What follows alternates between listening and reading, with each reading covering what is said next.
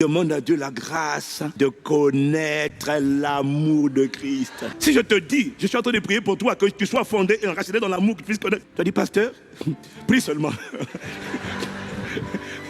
Tu as dit, pasteur, je ne comprends pas exactement le sujet de prière que tu es en train de prier pour moi. Parce que j'aurais bien compris si tu me disais, je prie pour ton mariage. Pasteur, là, j'ai compris.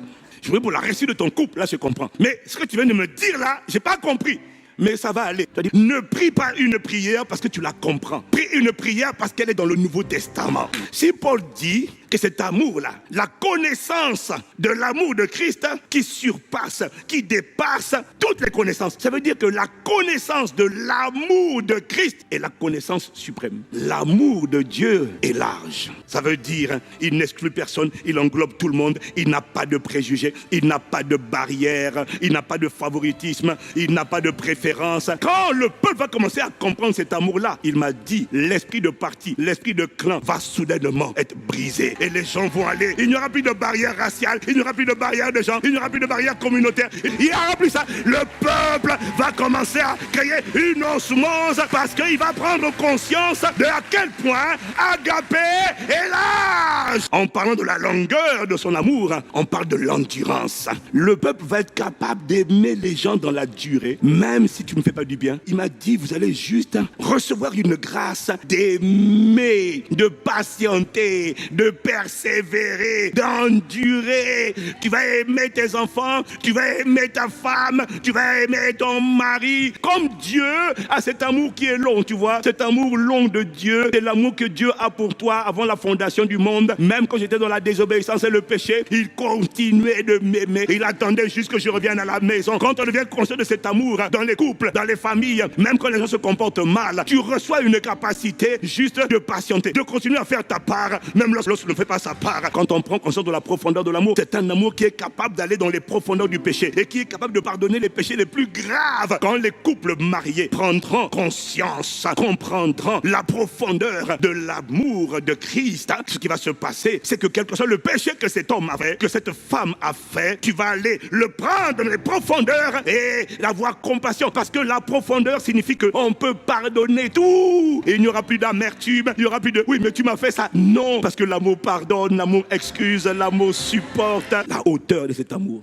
c'est l'amour qui tire les gens vers le haut, l'amour qui rend les gens meilleurs. Quand on est venu arrêter Jésus, les disciples ont tous fui. Pourquoi? Ils savaient que c'est pas bien de fuir. Ils savaient. On est désolé mon gars. Mais chacun a fui de son côté. On est désolé. On peut pas rester. On sait que tu nous aimes. Lui il dit il n'y a pas de plus grande preuve d'amour que de donner sa vie pour ceux qu'on aime. Lui il les aime, mais eux ils ne l'aiment pas suffisamment. Ils le philéo, ils l'aiment bien, mais ils ne l'aiment pas au point d'être capable de mourir pour eux. Alors qu'on vient l'arrêter, tous se dispersent et ils ont fui, malgré le fait qu'ils savent que c'est pas bien de fuir. Pourquoi? Ils n'avaient pas en eux l'amour de Christ. Ils connaissaient Jésus, mais ils ne connaissaient pas l'amour de Christ. À la Pentecôte, les disciples ne connaissaient plus Jésus. Beaucoup ne l'avaient pas vu, mais ils connaissaient Christ. Ils ne connaissaient pas Jésus, ils connaissaient Christ. Ça veut dire quoi? Ils ne connaissaient plus la personne physique de Jésus, ils connaissaient le Jésus qui était venu rentrer à l'intérieur d'eux à travers une personne qu'on appelle le Saint-Esprit. Connaître Jésus, ça ne les a pas changés. Mais quand ils ont connu Christ, c'est-à-dire il est venu habiter en eux lui-même et il les a fortifiés lui-même à l'intérieur. Des peureux d'hier, on vient les arrêter, on les arrête, on les fait frapper de verge, on leur dit arrêtez d'annoncer Jésus, sinon on va vous tuer. Regarde ce qu'ils répondent dans Actes chapitre 5 au verset 29. Il vaut mieux obéir à Dieu plutôt qu'aux hommes. On est prêt à mourir s'il le faut. Qu'est-ce qui s'est passé? Il m'a dit là maintenant, ça te prouve que là, ils connaissaient l'amour de Christ. Ils étaient capables de livrer leur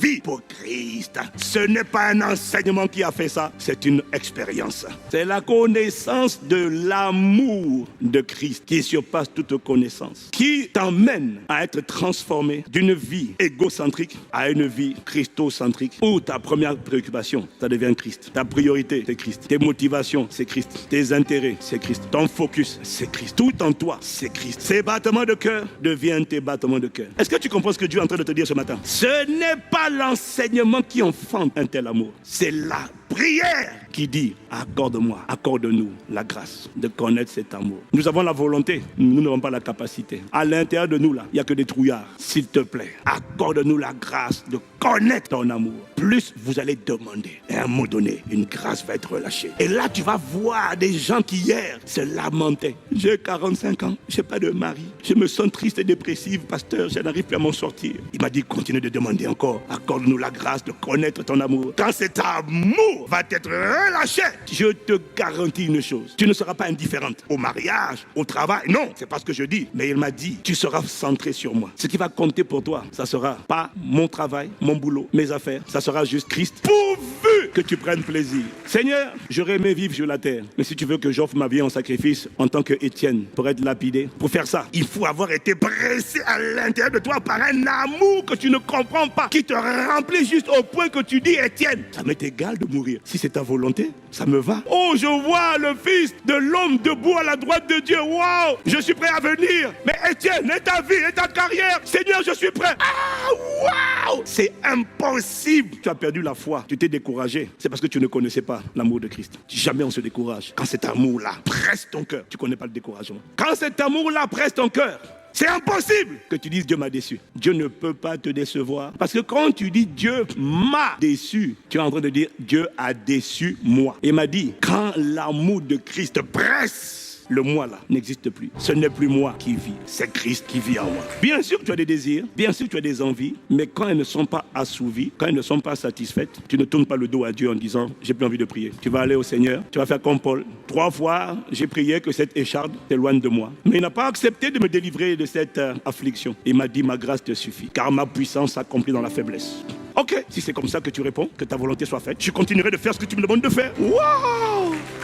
Ouais, mais j'ai mal. Mais je ne suis pas déçu. Je ne suis pas déçu de toi, puisque moi, je ne vis plus. Il n'y a plus de place pour moi. Il n'y a de place que pour toi en moi. Ça ne veut pas dire que je ne veux pas te marier. Moi, que tu vois, je suis marié. J'ai des enfants par sa grâce. J'opère à une dimension qui est enviable pour beaucoup de gens par sa grâce. Oui, mais toutes ces choses-là, je suis content. Mais j'avoue que ma passion à l'intérieur...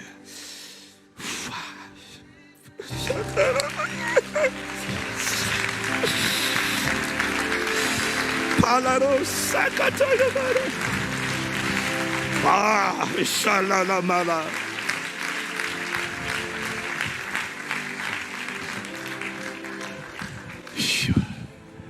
Bien-aimé, quand tu connais cet amour-là, tu bénis Dieu pour ce que tu as.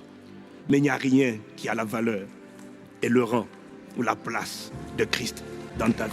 Il n'y a rien qui peut te séparer de lui. Il n'y a rien qui peut te faire dire Dieu, tu n'es plus bon. Rien. C'est impossible. Même si tu perds tout, tant que tu as lui, tu as la vie éternelle. Tu as les paroles de la vie. Quand Dieu voit ce genre de cœur en toi, Dieu ne craint plus de t'élever. Dieu ne craint plus de te donner richesse, bien, argent. Parce que Dieu sait qu'à l'intérieur de toi, tu vis pour lui. Ta motivation, c'est lui. Tes désirs, c'est lui. Tes pensées sont sur lui. Tout en toi est uniquement pour lui. Dieu ne craint plus. Il n'a plus de rival. Il n'a plus de concurrent sur le trône de ton cœur. Donc il peut te donner tout pleinement. C'est ce qu'il a fait avec Abraham. Quand Abraham a accepté de donner Isaac, Dieu a dit, je jure que je te bénirai. Je sais que tu n'as pas craint de me donner ce que tu as vu de plus cher. À cause de ça, moi, je te donnerai. Je te bénirai. Quand Dieu trouve un tel amour, c'est pas qu'il va te laisser célibataire, il va te laisser pauvre. Non, il peut pas. Tu n'existes plus. Tu as été englouti. Qu'est-ce qui donne un tel amour, pasteur Ivan? Est-ce que c'est le jeûne? Non. Est-ce que c'est 40 jours, 21 jours? Non. C'est tous les jours demander à Dieu la grâce de connaître ton amour, jusqu'à être rempli de toute la plénitude de la divinité. Quand tu as fait ça, Dieu dit, prière agréée, prière exaucée. Reçois cette grâce. C'est là que tu n'auras plus une personne, mais tu auras une armée qui va se lever avec un amour étonnant. Le monde leur fait des propositions et dit ça ne m'intéresse pas. Les persécutions ne les ébranlent plus. Il n'y a plus rien qui les affecte. Sur la terre, ils sont déjà au ciel. Ils sont comme des aigles, ils volent. Ils sont inatteignables. Ils sont imperturbables. Et quand Dieu voit leur cœur, Dieu a envie de tout leur donner. Pourquoi Dieu a envie de tout leur donner? Parce que eux, ils lui ont tout donné. Ils ont donné leur cœur, ils ont donné leur vie, tout à l'intérieur d'eux. Tout à l'intérieur d'eux. Et en Christ, par Christ, avec Christ et pour Christ. Que ce soit notre expérience en tant qu'Église, au nom de Jésus.